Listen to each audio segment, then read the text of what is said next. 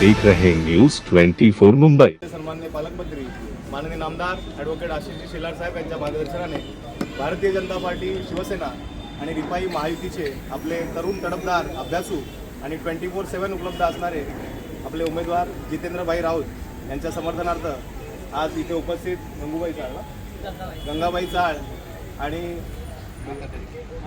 कुबेर भैया चाळ या नागरिकांनी जे समर्थनासाठी बैठक लावली त्याबद्दल प्रथम त्यांचे आभार व्यक्त करतो आणि एकच विनंती करतो की जसे तुम्ही गेले 15 वर्ष आशिषजींच्या मागे ठामपणे उभे राहिलात, त्यांना आशीर्वाद दिलात आणि त्यांना 3 वेळा आमदार आणि यावेळेस मंत्री आपल्या आशीर्वादामुळे ते झाले, त्याचप्रमाणे जितेंद्र राऊत यांनाही तुम्ही असेच आशीर्वाद द्या आणि येणाऱ्या 15 तारखेला कमळासमोरील बटन दाबून त्यांना बहुसंख्य मतांनी विजयी करा।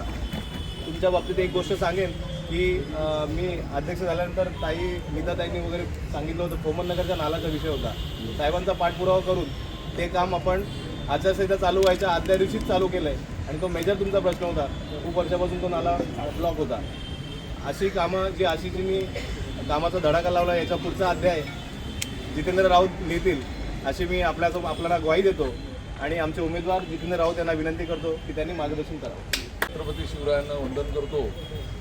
आज प्रभाग क्रमांक 99 मध्ये महापालिकेच्या निवडणुकीसाठी भारतीय जनता पक्ष, शिवसेना आणि रिपाई यांच्या वतीने मला उमेदवारी देण्यात आलेली आहे।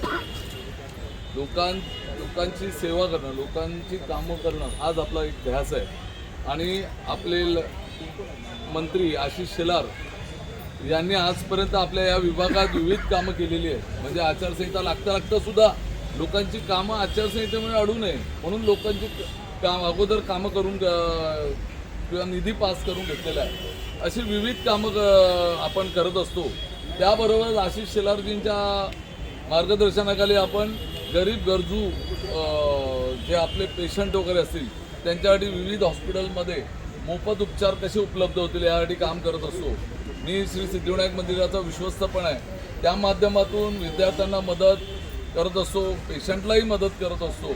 आपण मोफत ॲम्ब्युलन्स सेवाही आपल्या विभागात ठेवली आहे। एखाद्या कोणत्या पेशंटला गरज लागली तर लगेच ती फ्रीमध्ये आपण ही ॲम्ब्युलन्स व्यवस्था केली आहे।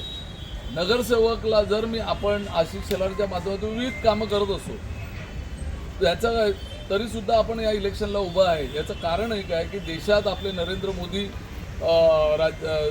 मोदीचं सरकार आहे, महाराष्ट्रात देवेंद्रजींचं सरकार आणि आपल्या या विभागातले आमदार, आपले मंत्री यांनी इथे भरपूर कामं केली असली तरी महापालिकेत आपल्याला म्हणजे देशात आहे सरकार, महाराष्ट्रात आहे आणि आता आपल्याला महापालिकेत आपला महापौर बसवायचा आहे, त्याला एक हातभार म्हणून आज आपल्याला तुमच्या सगळ्यांच्या आशीर्वादाने मला इकडे उमेदवारी दिली आहे। तुमची साथ मला मोलाची आहे। येणाऱ्या महापालिकेच्या निवडणुकीत आपण मला 15 तारखेला मदत करून एक आशीर्वाद द्याल तर येणाऱ्या महापालिकेच्या निवडणुकीत 16 तारखेला मी तुमच्या विभागातून नगरसेवक म्हणून जिंकून येऊ शकतो।